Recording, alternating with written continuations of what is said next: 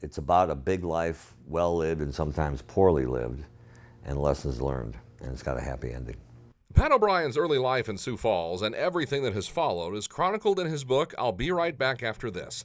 It details growing up in Sioux Falls and being part of a rock and roll band here before going to USD and eventually working his way up through the world of television news in both Chicago and Los Angeles. Went from being a writer and a producer and an assignment editor. I worked with film, as a film editor. I did all that, so I had the foundation and the skills. From news, he went to sports. In the 1980s, he was the NBA, helping take the league from an afterthought to a powerhouse. In 1979, the NBA Finals were on tape delay at 11:35 at night, Eastern Time. The finals, tape delay. In recent years, O'Brien has been outspoken about his past dependency on drugs and alcohol and overcoming his addiction to them. What you learn when you write a book is that you're able to look at yourself.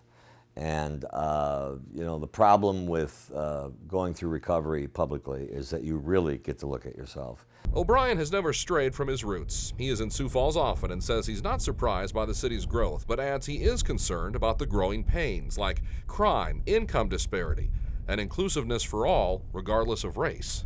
The solution is, and when I'm governor, I'll make sure this happens, is that people have to be patient with what happens to a town when it grows. Yes, he said governor, so I asked him if he was serious or not. I would like to do it someday. I know it scares people. And the great thing about running for office for me is that everything I've ever done, scandal-wise, is over with. It's out there. And it just might happen. O'Brien compares his future plans to the stories he tells in his book. It all pieces together. It's a journey. It's a road. And my road, like the Wizard of Oz, ended up with me coming back home. The 80s and the early 90s, so I had Dr. J. Harry. I said, "Shane, good?" He goes, "Yeah, I hope so."